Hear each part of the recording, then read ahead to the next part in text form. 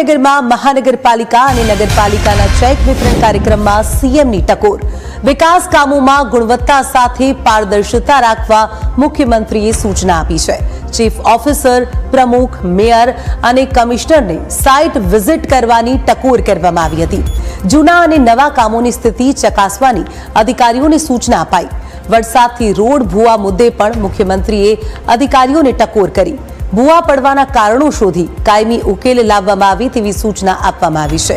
તો જ્યાં જરૂરી હોય ત્યાં જ આરસીસી રોડ બનાવવા પર ભાર મૂકવામાં આવ્યો. ટેકનોલોજી, પારદર્શિતા અને જવાબદારી સાથે કામ કરવા માટે સૂચના અપાઈ છે. સ્વચ્છતા નહીં જળવાય તો ગ્રાન્ટ કાપવાની મુખ્યમંત્રી દ્વારા ચેતવણી પણ આપવામાં આવી છે.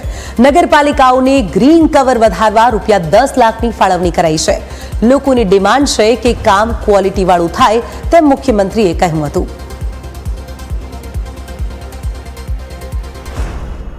રોડ ઉપર ભૂવા પડે છે, ભૂવા, તો એના માટેનું પણ આયોજન થવું જોઈએ. અત્યારે ટેકનોલોજીનો ઉપયોગ કરીને કે ભાઈ ભૂવા પડવાનું કારણ શું, કે ભાઈ આપણે જે પણ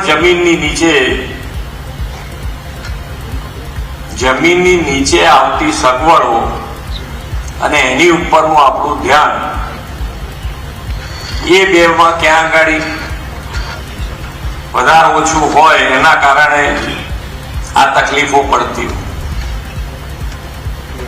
અને એક કારણ કે ભાઈ મેઇન હોલ અને મેઇન હોલની આજુબાજુ મેઇન હોલ ઘણા બધા ઊંડા હોય છે એક તો, અને એ ચાણતરની ઈંટોના કારણે હવે મને લાગે છે આપણે પેલા ગેસની પાઇપો બહાર કાઢતા તો એ બંધ કરી દીધી છે.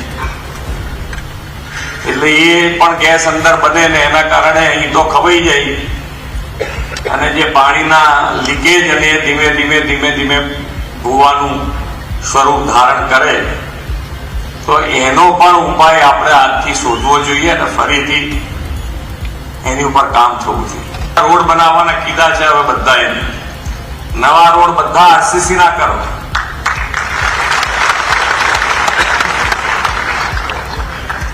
કારણ કે ડામરનો રોડ દર વર્ષે બનતા જતા હોય, એમાં 3 વર્ષ કે 5 વર્ષની ગેરંટી હોય. એટલે ગમે તે એક રોડ તો તૂટેલો તૈયાર થઈ જ ગયો હોય ચોમાસામાં. એટલે પછી એ તૂટેલો રોડ તો બૂમ પડાવે જ.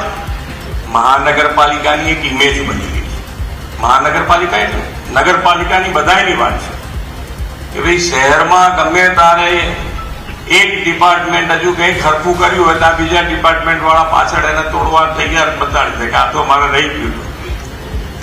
એટલે એ ઇમેજ માંથી બી આપણે બહાર આવવું પડે. હવે એવું નહીં ચાલે. નહીં તો હવે તો તમારે કમિશનર થી માંડીને ચીફ ઓફિસર થી માંડીને બધાએ આનું ધ્યાન રાખવું પડે કે તમે જે નવું કામ શરૂ કરી રહ્યા છો એમાં કોઈ બીજા ડિપાર્ટમેન્ટનું કામ એની અંદર કરવાનું બાકી છે કે નહીં, કે જેના કારણે એ વસ્તુ ખોદવી પડે. રોડ નવો બનાવતા હોય તો ગટર લાઈન નાખી છે, પાણી લાઈન નાખી છે, જે નાખવાનું હોય એ બાકી હોય તો. કારણ કે હવે તમે આરસીસી ઉપર જતા હશો તો આ બધાનું ધ્યાન તમારે ખાસ રાખવું.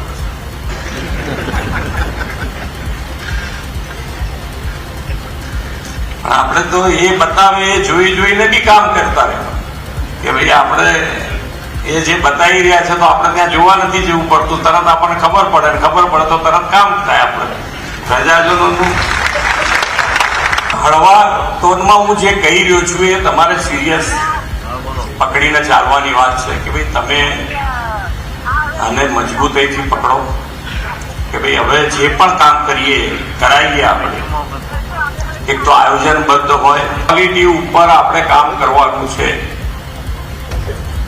અને લોકો પણ અત્યારે એ જ પ્રમાણેની તમારી પાસે ડિમાન્ડ કરી રહ્યા છે કે તમે જે કામ કરો એ ક્વોલિટી વાળું કરો.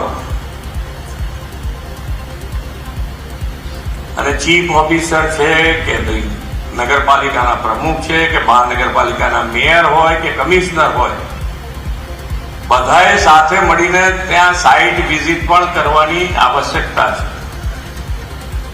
જેટલા કામો થતા હોય એ બધાની સાઇટ વિઝિટ થવી જ જોઈએ. કોણ કામ કરે છે, કેવી રીતે કરે છે, એવું કશું ચલાવી નહીં લેવાનું. કામમાં તો 100% કામ લેવાનું. મગજમાં અહીંયાથી લઈને જ જાય કે ભાઈ તેમ જે નગરપાલિકા હોય, મહાનગરપાલિકા હોય, એમાં સ્વચ્છતા ના હોય એવું કોઈ કાળે ચાલશે નહીં. જેમાં બૂમો આવશે હવે સ્વચ્છતાની, તો એની અહીંયાથી ગ્રાન્ટ જ બંધ કરતો કે ભાઈ હવે નવી ગ્રાન્ટ એમને આપશો નહીં. સ્વચ્છતા જ નથી કરાવી શકતા તો બીજા પૈસા આપીને કામ શું ચાલે? સ્વચ્છતા તો હવે દરેક જણ કરાવી શકે એમ છે. એટલા પૈસા તો તમારી પાસે આવે છે ને આવે જ છે. તમારે જે વ્યવસ્થા ગોઠવવી હોય ગોઠવો, પણ સ્વચ્છતા તો જોઈએ.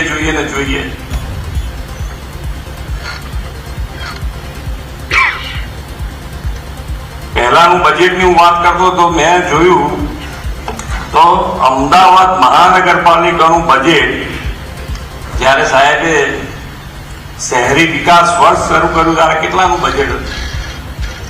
862 કરોડ રૂપિયાનું બજેટ હતું. અને આજે 18,000 કરોડ રૂપિયાનું બજેટ છે. મેયર જોવા તમારા